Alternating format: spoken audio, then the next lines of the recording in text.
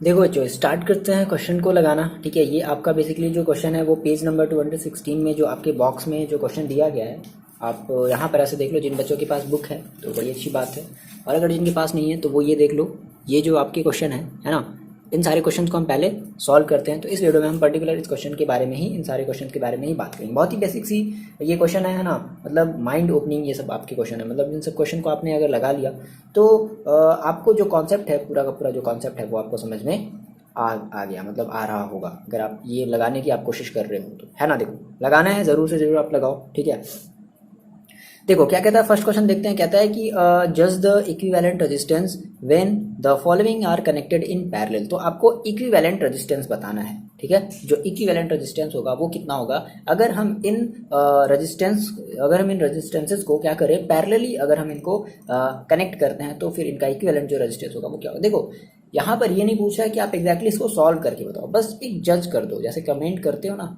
हाँ ये अच्छा है इतना बड़ा, उतना थोड़ा बड़ा बताते हो कितना अच्छा है कितना बड़ा, बस बता देते हो कि हाँ भाई हमने कमेंट कर दिया। तो समथिंग यहाँ पर भी कुछ वैसा ही आपको एक कमेंट करना है, आपको एक जज करना है कि पर्टिकुलर जो वैल्यू होगी वो क्या होगी। तो देखो, जैसे मैंने आपको बताया था कि पैरेलल में आप जब भी ऐड करते हो, जैसे मैंने कहा सर 3 है और 4 है, आप इसको अगर पैरेलली ऐड करोगे तो 1/3 1/4, तो 1/3 को सॉल्व करोगे तो लगभग ये 0.33 के समथिंग आसपास आएगा। इसको अगर आप सॉल्व करोगे तो ये 0 पॉइंट समथिंग 2 के आसपास आएगा। तो अगर आप इन दोनों को अगर फिर से अगर आप ऐड करते हो तो 0 पॉइंट समथिंग 5 के, मतलब क्या ये 1 के बराबर ही पहुंचा, क्या नहीं पहुंचा। तो इसका मतलब है, देखो अब इसका आपका जो यहाँ से जो आंसर हो जाएगा इसके लिए, वो आप क्या कर दोगे कि अप्रॉक्स इसका जो सॉल्यूशन आएगा, अगर आप इसको आप ऐड करोगे तो इसकी जो इक्विवेलेंट जो रेजिस्टेंस आएगी वो क्या आएगी, 1 से लेस आएगी। तो आप क्या कह दोगे कि फर्स्ट वाले केस में, है ना, फर्स्ट वाले केस में जो इक्विवेलेंट रेजिस्टेंस होगा, इक्विवेलेंट रेजिस्टेंस, बात आगे आगे आपको बातें समझ में। इक्विवेलेंट जो रेजिस्टेंस होगा वो क्या होगा, वो लेस देन 1 होगा, है ना। क्यों? क्योंकि हम ये जानते हैं कि अगर हमारे पास अगर पैरेलल कॉम्बिनेशन होता है तो पैरेलल कॉम्बिनेशन में हमारा जो रेजिस्टेंस होता था वो हमारे इंडिविजुअल रेजिस्टेंस से बहुत ही छोटा होता था। ठीक है, क्योंकि अपॉन में करते हैं भाई, ऑब्वियस सी बात है ना। जितनी बड़ी वैल्यू मानने आपने कहा 100 है, तो अगर 1/100 करोगे तो और छोटी वैल्यू आपको मिलेगी। आ रही क्या बात समझ में, है ना। तो ये तो 10⁻⁶ है, तो बहुत ज़्यादा 0.0000 समथिंग ऐसे कुछ मिलेगा, तो बहुत ज़्यादा छोटी मिली ना। तो ये आपका आंसर हो जाएगा। बस एग्जैक्टली आपको निकालना नहीं है, वैल्यू आपको नहीं निकालनी कि नहीं इतनी वैल्यू आएगी, नहीं, है ना। दूसरा वाला भी आप बता सकते हो, बी वाला जो पोर्शन है ये भी बता सकते हो कि 1 ओम है और 10⁻³ ओम है और 10⁻⁶ ओम है। तो इसकी जो इक्विवेलेंट रेजिस्टेंस आएगा वो भी क्या होगा, वो भी लेस देन 1 होगा, क्योंकि दोनों को आपस में आप कैसे ऐड कर रहे हो, पैरेलली ऐड कर रहे हो। तो ये फर्स्ट क्वेश्चन समझ में आएगा। ओके, देखते हैं सेकेंड क्वेश्चन। ओके सर, ये आपका क्वेश्चन नंबर 2 है, पेज नंबर 216 का क्वेश्चन नंबर 2। देखो क्वेश्चन को एक बार ध्यान से पढ़ते हैं, बहुत ही अच्छा क्वेश्चन है, बहुत ही प्यारा सा क्वेश्चन है। डरो नहीं देख करके क्वेश्चन को। देखो क्या कहता है, कह रहा है कि एन इलेक्ट्रिक लैंप, ओके आपके पास कोई एक इलेक्ट्रिक लैंप है जिसकी रेजिस्टेंस कितनी है, 100 ओम है। चुपचाप आप क्या करो ना, कुछ नहीं आपको करना बच्चे। देखो अब आप क्वेश्चन पढ़ो और जो भी गिवन है आप वो लिखो। तो सर गिवन क्या है, हमने लिखा गिवन, कह रहा है कि इलेक्ट्रिक लैंप 100 ओम रेजिस्टेंस, यानी कि जो इलेक्ट्रिक लैंप है वो कितना, उसका जो रेजिस्टेंस है वो कितना है, वो है 100 ओम। दैट इज हमने मान लिया RL, है ना। लैंप को हमने क्या ले लिया, RL ले लिया। कितना है, 100 ओम। बस जितना है उतना हमने लिख लिया।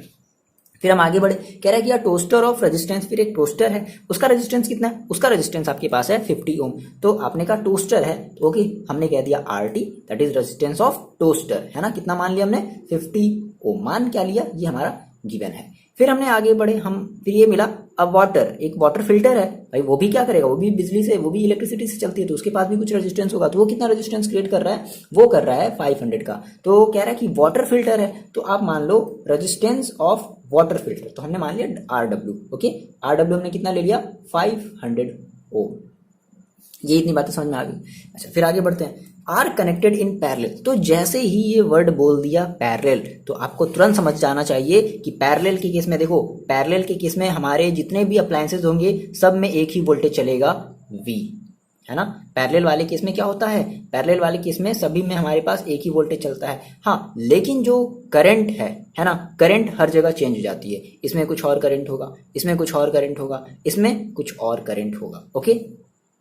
चलिए सर, इतनी बातें क्लियर है, यानी कि V सबके लिए सेम होगा, इसमें भी 200 वोल्ट का जो पोटेंशियल हो जाएगा, इसमें भी 200 वोल्ट का पोटेंशियल जाएगा। ठीक है, जितना भी आपका वोल्टेज जितना भी दिया है, बेसिकली 220 दिया है, तो इसमें भी 220 220 200। लेकिन जो करंट होगा, इसकी करंट कुछ और होगी, इसकी करंट कुछ और होगी, और इसकी करंट कुछ और होगी। इतनी बातें आपको समझ में आ गई। अच्छा ठीक है सर, अब आगे हम पढ़ें तो हमें क्या दिया है, और connected to a parallel of 220 volt source, यानी कि जो V दिया है वो दे दिया है 220 वोल्ट, और हमारे घरों में इतनी ही वोल्टेज की लाइट जो है वो आती है। ठीक है ना, तो हमने इतना लिख लिया 220 वोल्ट। फिर देखो पूछ क्या रहा है, कहता है कि what is resistance of an electric iron. अच्छा, अब एक नया अप्लायंस आ गया, क्या, इलेक्ट्रिक आयरन आ गया।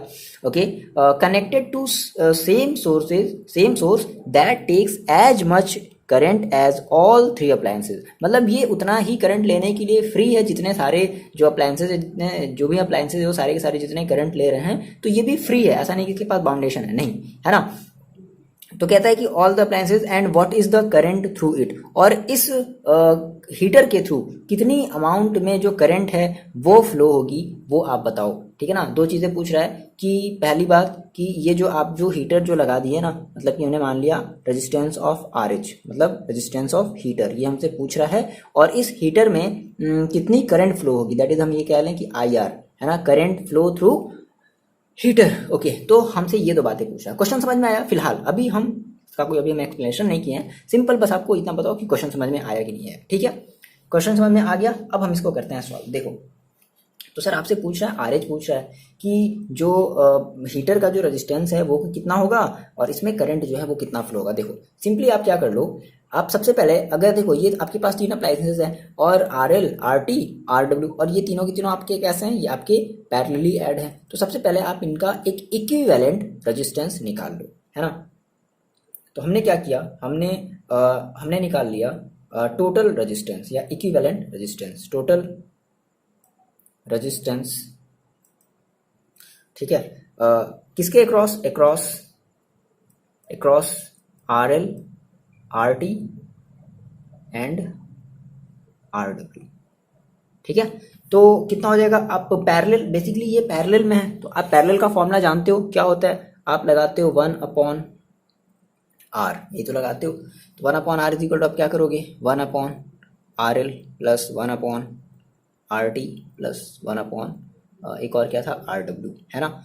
आप इसकी वैल्यू रख दो तो कितनी हो जाएगी इसकी वैल्यू, देखो ये हो जाएगा आपका 1/RL, RL is equal to आपका कितना गिवन है 100, तो 1/100 प्लस 1/50 और प्लस 1/500। यहाँ तक तो कोई प्रॉब्लम नहीं है। अब इसको आप सॉल्व कर लो, यहाँ तक भी कोई प्रॉब्लम नहीं होनी चाहिए। आपने सॉल्व कर लिया तो 100 है, 50 है, 500 है, इसका ओवरऑल जो LCM आएगा वो आ जाएगा कितना, 500 आ जाएगा, क्योंकि 100 से भी डिविजिबल है, 500 50 से भी डिविजिबल है ना। ये आ गया, और इसमें मल्टीप्लाई हम कितने का करते हैं सर, 1 × 100 500, और ये कितना आ जाएगा 50 10 जा, यानी कि 1 × 10 और प्लस 1 × 1, 500 लाने के लिए 500 डिवाइड 500 करना पड़ेगा 1 से, तो कितना आ गया 5 + 1 15, और 1 आपका कितना हो गया 16, तो ये हो गया आपके पास 16/500। और इसको आपने थोड़ा सा कटपिट कर दिया तो 2 से काट लो 8 जा, और 250, फिर 2 से काट लो 4 जा, और ये आपका हो जाएगा कितना 2 1 जा, 2 2 जा, 2 5 जा। ठीक है, तो कितना आ गया, लगभग फिलहाल इतना ही छोड़ देते हैं, 4/125। ठीक है, तो 1/R की जो वैल्यू है सर वो कितनी आ गई, वो आ गई 4/125। और हम अगर ये कह लें R is equal to sir कितना हो जाएगा, तो R इज इक्वल टू हो जाएगा 125.4 ओम। अगर इसको आप चाहो तो कन्वर्ट डेसिमल में भी कर सकते हो, फिलहाल अभी हम इतना ही छोड़ देते हैं। तो हमारी जो ओवरऑल जो रेजिस्टेंस है ना, उन तीनों जो रेजिस्टेंस के अक्रॉस हमारी जो ओवरऑल जो रेजिस्टेंस होगी वो कितनी होगी, 125.4 ओम होगी। लेकिन कह रहा है कि अब हम इसमें एक क्या कर दिया, हमने इसमें एक हीटर हमने इसमें एक ऐड कर दिया। ओके, तो अब वो जो हीटर है, उस हीटर की हमें जो है वो रेजिस्टेंस बतानी है कि इस हीटर की जो रेजिस्टेंस है वो कितनी हो जाएगी। अच्छा, फिर एक बात और यहाँ से पूछ रहा है कि जो करंट होगी वो भी कितनी होगी। तो देखो ऐसा करते हैं, हम क्या कर लें कि पहले हम करंट निकाल लें। ओके, देखो यहाँ से एक बात थोड़ी सी ये बात समझनी है। ये देखो क्वेश्चन में आपसे कह रहा है कि जो आपका सोर्स है ना वो सेम है, तो बात समझना, अगर सोर्स सेम है, जैसे आपने कहा कि सर आपने ये इक्विवेलेंट आपने रेजिस्टेंस निकाल लिया, किसका निकाल लिया आपने, वो जो आपके पास जो तीन चीज़ें थी, लैंप था और टोस्टर था और जो वाटर प्यूरिफायर था, उसने आपका मतलब उन तीनों का आपने इक्विवेलेंट रेजिस्टेंस निकाल लिया। अब कहता है कि अब उसी सोर्स से, मतलब सेम सोर्स से हम क्या कर रहे हैं, एक हीटर को ऐड कर दे रहे हैं। तो भाई ये बताओ, ये जितना इसका इलेक्ट्रिक जो भी आपका ये जो इक्विवेलेंट जो भी रेजिस्टेंस आया है, तो सेम यही रेजिस्टेंस भी क्या होगी, सेम यही रेजिस्टेंस उस इलेक्ट्रिक हीटर में भी फ्लो होगी। आ रही बात समझ में क्या, सेम यही रेजिस्टेंस तो उस इलेक्ट्रिक हीटर में फ्लो होगी। तो हम ये कह सकते हैं क्या कि हेंस हेंस क्या हो जाएगा, इक्विवेलेंट रेजिस्टेंस है ना, या फिर ऐसे कह लो इक्विवेलेंट रेजिस्टेंस कह लो, equivalent resistance, equivalent resistance of electric heater. आगे बातें समझ में, सेम सोर्स है भाई, है ना, यहाँ पे ध्यान रखना वर्ड सेम सोर्स है। इलेक्ट्रिक हीटर कितना हो जाएगा, वही हो जाएगा 125/4 ओम। इसको सॉल्व कर लो तो ये लगभग कितना हो जाएगा, 4×3=12 और फिर क्या कर लें हम, 4×4 और लगभग ये कितना हो जाएगा, 4×2=8 और 4×5=20। ओके, तो ये लगभग आपका आ जाएगा 31.25 ओम। किसमें, तो electric current sorry electric heater की जो रेजिस्टेंस होगी वो इतनी होगी, है ना। अगर आपके घर में अगर आप हीटर अगर यूज़ कर रहे हो तो आप देख सकते हो, आप निकाल सकते हो इस तरीके से। देखो अब यहाँ पे बोल रहा है कि सर उसमें जो करंट होगा वो कितना होगा। तो देखो आप बेसिकली जैसे आप जो करंट निकालते हो तो करंट आप बेसिकली कैसे निकालते हो, आपने कहा कि सर ओवरऑल हमें सर्किट में अगर हम करंट अगर निकालना चाहें, हम अगर ओवरऑल अगर हम सर्किट निकालना चाहें, सर्किट का अगर हम करंट निकालना चाहें तो हम कहेंगे आई, है ना। आई हमारे जैसे 3 थे, फाइनली उसे निकल करके करंट ऐसे बाहर आई, तो आई जो हमारी ओवरऑल जो होगी वो कितनी होगी। देखो तो हम क्या कर लेते हैं, हम ओवरऑल आई निकाल लेते हैं ना, यानी कि हम टोटल हमारी जो आई है वो हम निकाल लेते हैं। तो total current through circuit, through out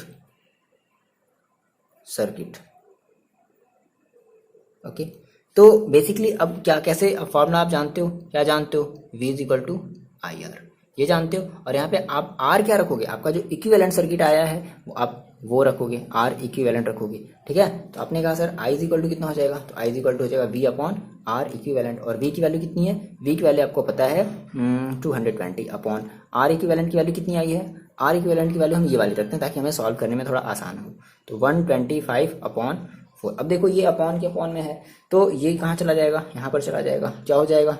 अब आप इसको सॉल्व कर लो, 220/4/125। ओके, तो इसको हम ऐसा करते हैं कि 25 से हम इसे ऐसा करते हैं, कट कर देते हैं। 25 नहीं 5 से कट कर दो, तो 5×2 = 5×5 = और ये हो जाएगा 5×4 = और 2 5×4 ठीक है।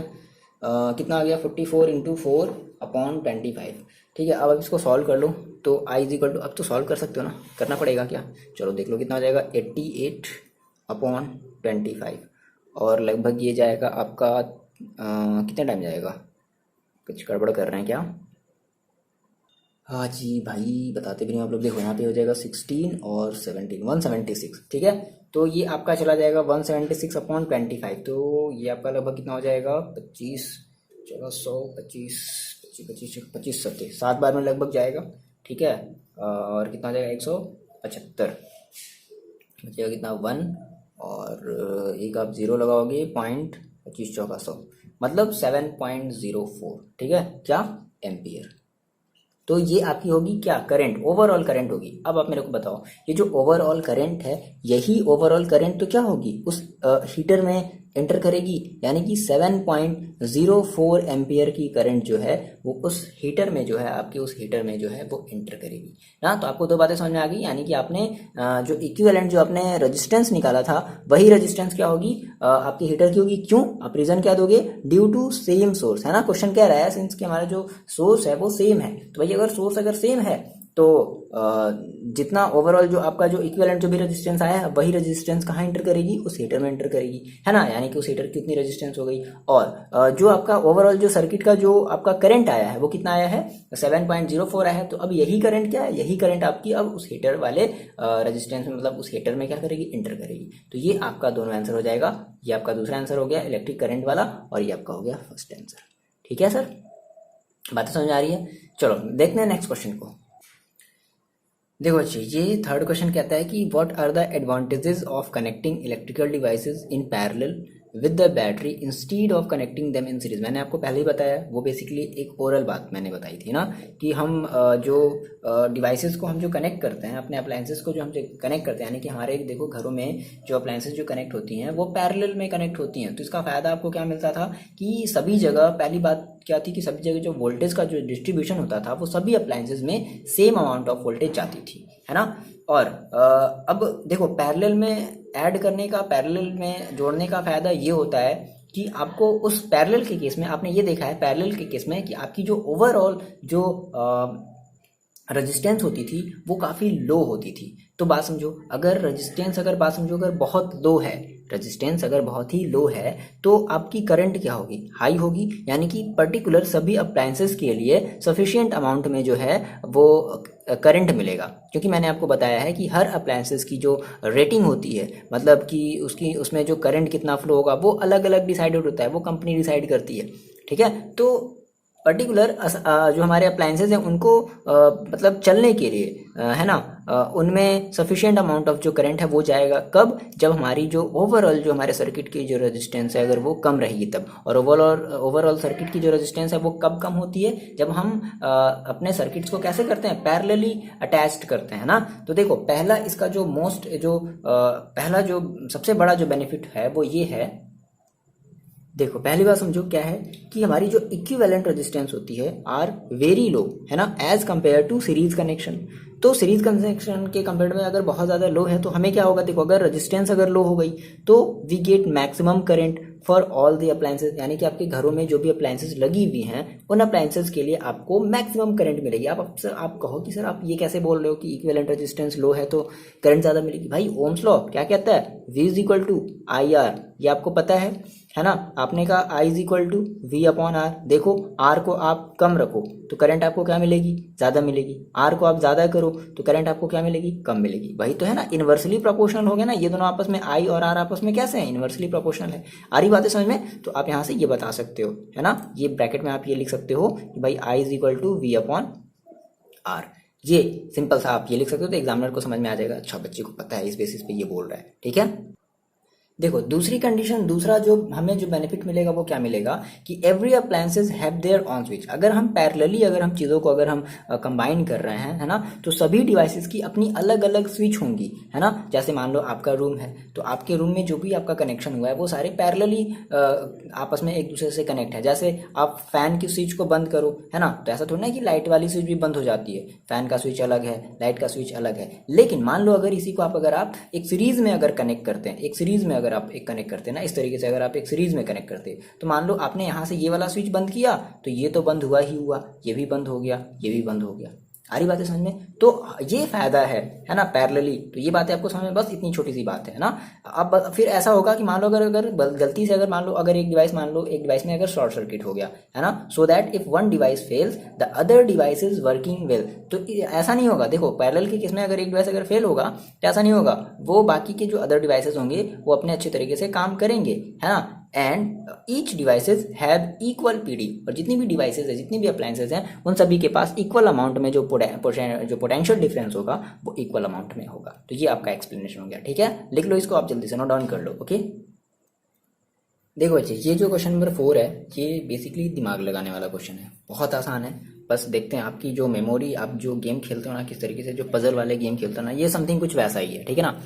देखो कहता है कि हाउ कैन 3 रजिस्टर्स, हम इन 3 रजिस्टर्स को कैसे ना, हाउ कैन 3 रजिस्टर्स रेजिस्टेंस कितना कितना है, 2 ओम है, 3 ओम है एंड 6 ओम है। तो हम इन 3 रजिस्टर्स को कैसे क्या करते हैं, टू बी कनेक्टेड, कैसे कनेक्ट कर दें to give a total resistance 4 ohm. मतलब कि आप इन तीनों को कैसे कनेक्ट करो, 2 ओम, 3 ओम, 6 ओम को आप कैसे कनेक्ट करो कि आपका जो इक्विवेलेंट जो रेजिस्टेंस मिले वो 4 ओम का मिले, या फिर जो आपको इक्विवेलेंट जो रेजिस्टेंस मिले वो 1 ओम का मिले। तो हम पहले बात करते हैं, इसकी बात करते हैं। फर्स्ट हम बात कर लेते हैं ए, है ना। देखो मेरे पास क्या, मेरे पास तीन चीजें हैं। सबसे पहले ये लिख लो, R1 इज इक्वल टू कितना है, 2 ओम है। R2 इज इक्वल टू क्या है, 3 ओम है। And R3 is equal to कितना है, R3 इज इक्वल टू है 6 ओम, है ना। ये तीन आपके पास रेजिस्टेंस है। अब कह रहा है कि हम इनको आपस में कैसे ऐड करें भाई, पैरेलल ऐड करें या सीरीज में ऐड करें कि हमारा जो वैल्यू है वो कितना मिल जाए, 4 मिल जाए। देखो शायद मे भी पॉसिबिलिटी ये हो सकती है कि हम इन तीनों को ऐड कर दें तो शायद 4 ओम आ जाए पैरेलली। अब देखो अगर आप सीरीज में अगर आप ऐड करोगे तो क्या सीरीज में आपको 4 ओम मिलेगा, नहीं मिलेगा, नहीं मिलेगा ना, नहीं मिलेगा। तो शायद पैरेलल ऐड करके देख लिया जाए, है ना। आई बातें समझ में, पैरेलल ऐड करके देख लिया। तो आपने कहा सर 1/2 प्लस 1/3 प्लस 1/6, तो इसका एलसीएम आ गया 6, और ये हो गया 1 इंटू 2 3 जा प्लस 1 इंटू 3 2 जा, है ना। ऐसे तो करते हो प्लस। अब ये जल्दी जल्दी आपको ये सब, अभी बेसिकली हम क्या कर रहे हैं, अभी हम ये रफ कर रहे हैं ना। तो 1 इंटू 1 तो कितना आ गया, 3 प्लस 2 प्लस 1/6, दैट इज 6/6, और कितना गया 1। क्या 4 ओम मिला, नहीं मिला। अब सर ये क्या बात हो गई, ये सर कैसा क्वेश्चन है। तो आप अब पजल के बारे में आपने थोड़ा बहुत पजल वाला गेम तो खेला होगा, है ना, या फिर आपने वो तुक्का वाला गेम खेला होगा। ये नहीं तो सर ये अब आपको यहाँ बच्चे लगाना है, क्या पजल लगाना है थोड़ा सा। कैसा पजल लगाना है, देखो आपने कहा कि सर इन तीनों को हमने सीरीज में ऐड करके देखा तो 4 ओम नहीं आया, 4 ओम नहीं आया। सर इन तीनों को हमने पैरेलली ऐड करके देखा तो भी हमारा 4 ओम नहीं बना। तो सर अब क्या किया जाए। अब देखो हम क्या कर ले, अब यहाँ से हम शायद किसी दो को या तो पैरेलल में ले लें या सीरीज में ले लें, और किसी एक को मतलब अलग ले लें। आ रही मेरी बात समझ। अब मतलब वही काम करना है। देखो यहाँ पर आपके पास पहले से 2 ओम है, ये 3 है और ये 6 है। तो ऐसा करते हैं कि इसको हम पैरेलल ऐड कर लेते हैं। क्या ऐड कर लेते हैं, पैरेलल। देखो अभी अभी फिर भी हमारा ये काम हमारा अभी रफ में चल रहा है, मतलब अभी हम केवल गेस कर सकते हैं ना, अभी हम केवल गेस कर रहे हैं, बात समझना। अभी हम केवल रफ वाला काम कर रहे हैं। हमने कहा सर इन दोनों को हम पैरेलली ऐड कर देते हैं, तो 1/3 ऐसे तो करते हो, है ना।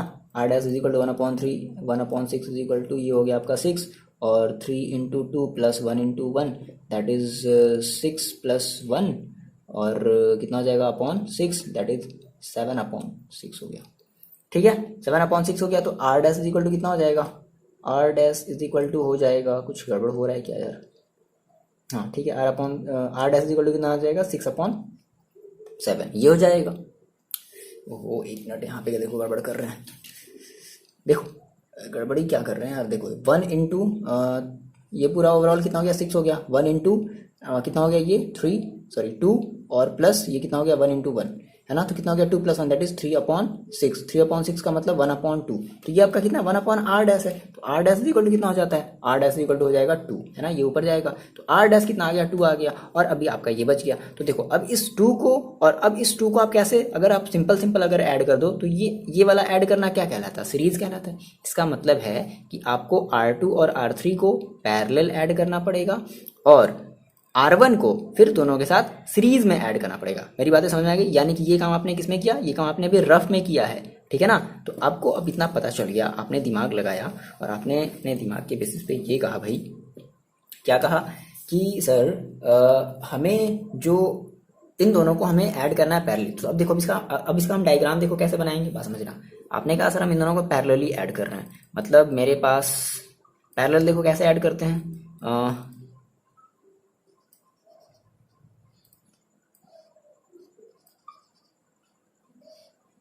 ऐसे तो ऐड करते हैं पैरेलल, बोलो ऐसे ऐड करते हैं ना, ठीक है। ये आपका पैरेलल यानी कि ये आपका मान लो हो गया R2 और ये आपका हो गया R3, और आपने क्या किया, आपने इन दोनों को पैरेलल ऐड किया और इस पहले वाले को आपने सीरीज में ऐड कर दिया। तो यहां से आप इसको किसी सीरीज के साथ आपने ये ऐड कर दिया जिसको आपने कहा R1, ठीक है। तो ये आपका हो गया फिगर, है ना। अब आप बता दो, अब आप क्या बता दो कि फॉर गेटिंग 4 ओम, है ना, हमें क्या करना पड़ेगा, हमें वी मस्ट ऐड मतलब अगर आपका वो वाला अगर एक्सपेरिमेंट मान लो फेल हो जाता तो फिर आप दूसरा एक्सपेरिमेंट करते, फिर आप इन दोनों को पैरेलल में लेकर के देखते, फिर इसे सीरीज में करके देखते। आ रही मेरी बात समझे? या फिर आप इन दोनों को इस तरीके से करके देखते, है ना। तो ये आप काम आपको करना पड़ता है, मतलब पजल्स वाले काम हो गए। तो वी मस्ट ऐड क्या R2 and R3 in parallel. Okay, तो पैरेलल हमने ऐड किया तो क्या मिला सर हमें? 1/r इज इक्वल टू, हमने कहा कि 1/r2 प्लस 1/r3। हमने वैल्यू रखी 1/r2, R2 की वैल्यू हमारी कितनी थी 3, प्लस 1/r3 की वैल्यू कितनी थी 6, और इसको हमने सॉल्व कर लिया तो कितना आ गया, कितना आया था 3/6 दैट इज 1/2। सो r की वैल्यू कितनी आ गई थी? r की वैल्यू जो आपको मिली थी वो कितनी मिली? 2 मिली, है ना। अब इस r को और आपका जो R1 है उसे आपको कैसे ऐड करना पड़ेगा? उसे आपको ऐड करना पड़ेगा सीरीज में, है ना। तो आप क्या कहोगे? Then we must add R and R1 in series. आगे बातें समझ में तो कर लो। सो फाइनल आपका जो इक्विवेलेंट, जो R इक्विवेलेंट आपका जो मिलेगा वो क्या मिल जाएगा? R इक्विवेलेंट जो मिलेगा वो क्या मिल जाएगा? R प्लस R1 कितना हो जाएगा? 2 प्लस 2 दैट इज 4। और देखो यही आपको क्या लाना था? ये आपको 4 ओम लाना था। इतनी बातें समझ में आई? ये आपका अभी फर्स्ट क्वेश्चन हुआ है, ठीक है। मिटा दिया जाए, कर लिया, समझ में बातें आ गई। देखो अब हम बात करते हैं अपने नेक्स्ट वाले क्वेश्चन की, है ना। तो नेक्स्ट क्वेश्चन में आपको क्या करना है कि आपको फिर से आपके पास ये जो तीनों जो रेजिस्टेंस हैं, है ना, आपको फिर से क्या करना है, इनको कुछ ऐसे ऐड करना है कि अब आपको जो इनका जो इक्विवेलेंट रेजिस्टेंस है वो कितना मिल जाए? वो आपको 1 ओम मिल जाए, ठीक है। तो सेम वही काम हम सबसे पहले करेंगे। सबसे पहले आप इनको सीरीज में ऐड करके देखो, है ना, इन तीनों को सीरीज में ऐड करके देखो। तो ये बेसिकली आपको सीरीज में ऐड करने से 1 तो मिलेगा नहीं। अब आपके पास एक दूसरा ऑप्शन बचा, पैरेलल में ऐड करके देखते हैं। तो अभी आपने थोड़ी देर इसको पहले पैरेलल में ऐड करके देखा था, तो कितना आया था? 1/2 प्लस 1/3 प्लस 1/6। ये कितना आया था? 6 आया था। 1 इंटू 3 प्लस 1 इंटू 3 2 जा प्लस 1 इंटू 1 जा, कितना आ गया? 3 2 5 6 6/6 दैट इज कितना आ गया? 1। यानी कि आपने इन तीनों को अगर पैरेलली ऐड कर दिया तो आपका ये जो आपका जो रेजिस्टेंस है, इक्विवेलेंट जो रेजिस्टेंस है वो कितना आ गया? वो आपका 1 ओम आ गया। तो हम क्या कहते हैं सर? हम ये कह सकते हैं, ये अभी हमने काम रफ में चेक किया है, अब हम क्या देंगे? So we must add R1 R2 and R3. We must add R1 R2 and R3 in parallel, ठीक है, in parallel to get 1 ohm total resistance। आगे बात समझ में? ये आपका एक पहली वाला एक क्वेश्चन हो गया, एक पजल वाला क्वेश्चन हो गया, है ना। तो आप दिखा दो करके, यानी कि आपने कहा कि सर अब इसको हमें पैरेलल ऐड करना है तो पैरेलल बना दो। ये आपने पहले कहा कि ये सर मेरे पास ये आपका कोई R1 है, ठीक है, और आपने कहा कि ये, ठीक है ना, ये मेरे पास कोई R2 थी, ठीक है, और मतलब सॉरी ये R1 है, ये R2 है, और ये जो आपका हो गया ये आपका कोई R3 हो गया, है ना। ये आपने इस तरीके से करके दिखा दिया। तो आपने दिखा दिया ये, बस ऐसे आपको करके दिखा देना। आगे मेरी बात समझ में कर लो। चलो 1/r is equal to 1/r1। Video pause करो और ट्राई करो। R2 प्लस हो ही चुका है, अब इसमें क्या ट्राई करना है? जो आपने रफ किया था वही आपका आंसर हो जाएगा, ठीक है। सॉल्व कर लोगे तो कितना आ जाएगा? 1 ओम आ गया। आगे इतनी बातें समझ में? चलो देखते हैं लास्ट क्वेश्चन, क्वेश्चन नंबर 5। देखो बच्चे ये है क्वेश्चन नंबर 5, ठीक है। क्या कह रहा है? कह रहा है कि व्हाट इज, पहला क्वेश्चन क्या कह रहा है कि हाईएस्ट। पहला क्वेश्चन क्या बोला है? हाईएस्ट, है ना। क्या हाईएस्ट क्या होगा? और दूसरा कह रहा है कि लोएस्ट क्या होगा? क्या? लोएस्ट टोटल रेजिस्टेंस, मतलब कि हाईएस्ट टोटल रेजिस्टेंस क्या होगा और लोएस्ट टोटल रेजिस्टेंस क्या होगा? That can be secured by combination of 4 coils of resistance 4 ओम 8 ओम 12 ओम 24 ओम, है ना। ये यानी कि आपके पास 4, इससे ऐसा समझो कि आपके पास 4 रेजिस्टेंस दिए गए हैं। बहुत आसान क्वेश्चन है, इससे आसान क्वेश्चन आपने आज तक नहीं देखा होगा, ठीक है। देखो बेसिकली इसको आपको सॉल्व करना है। देखो क्या कह रहा है? कह रहा है कि हमारे पास 4 रेजिस्टेंस है और हम इसको कैसे ऐड कर दें, हम इसको कैसे कंबाइन कर दें कि हमें सबसे हाईएस्ट हमारा जो है वो total resistance, highest total resistance मिले। दूसरा क्वेश्चन ये कह रहा है कि हम इसको आपस में कैसे लोवेस्ट टोटल रेजिस्टेंस है वो हमने सबसे, इनको हम आखिर कैसे कंबाइन कर दें कि हमें इनको ऐड करने पर हमें लोवेस्ट सबसे टोटल रेजिस्टेंस मिले। देखो, तो मैंने आपको बताया था हाईएस्ट, हाईएस्ट आपको कब मिलता है, जब आप चीज़ों को सीरीज में ऐड करते हो। तो सिंपली कुछ नहीं करना है, पहले ए वाले केस में आप इनको क्या कर लो, आप इनको सीरीज में ऐड कर लो, कर लोगे। आगे मेरी बातें समझ में, ठीक है। R2 प्लस R3, तो ये बेसिकली आपका कितना हो जाएगा, ये आपका हो जाएगा 12 12 24 24 48, है ना। ये आपका कितना हो जाएगा, 48 हो जाएगा। आगे भी बातें समझ में। अच्छा, दूसरा देखो क्या कह रहा है, लोवेस्ट। तो लोवेस्ट के लिए मैंने आपको क्या बताया था, आप ये कर लो 1/R निकालोगे, है ना। तो 1/R1 plus 1/R2 plus 1/R3 plus 1/R4 कर लोगे। कोई प्रॉब्लम है, प्रॉब्लम है बच्चे तो आप कमेंट करके बताओ, ओके। तो फिलहाल इस वीडियो में हम रखते हैं इतना ही, है ना। ये आपका जो पेज नंबर 216 का जो क्वेश्चन था, यानी कि ये जो आप बॉक्स जो देख रहे हो आप अपनी बुक में, है ना, इस वाले सारे के सारे जो क्वेश्चन है आपने सॉल्व कर लिया है ना। ये वाला जो क्वेश्चन है ये पूरा पूरा आपने सॉल्व कर लिया, ओके। तो कैसा लगा ये आपको जो एक्सप्लेनेशन है, बेसिकली बहुत ही कुछ मेरे ख्याल से खास तो रहा नहीं है, बहुत ही आसान से ये सब टॉपिक थे जिनको आपने आसानी से कवर कर लिया है, ठीक है। अब इसके बाद वाले क्वेश्चन में हम देखेंगे हम किस तरीके से एग्जाम्पल्स को सॉल्व करेंगे। जो हमारा एग्जाम्पल्स बचा हुआ है 12.110 का, और फिर आपका ये जो एग्जाम्पल्स बचा हुआ है, ठीक है ना, ये जो क्वेश्चंस बचे हैं, फिर उसके बाद हम बात करेंगे इस वाले क्वेश्चन की। तो अगले वीडियो में हम ये सारे क्वेश्चन हम सॉल्व करने वाले हैं, ठीक है। फिर मिलते हैं अगले वीडियो में। तो तब तक के लिए आप पढ़ाई करते रहो और कमेंट करके आप बता दो बच्चे कि कैसा लगा आपको ये वीडियो, ओके। चलो मिलते हैं नेक्स्ट वीडियो में, तब तक के लिए bye bye and take care.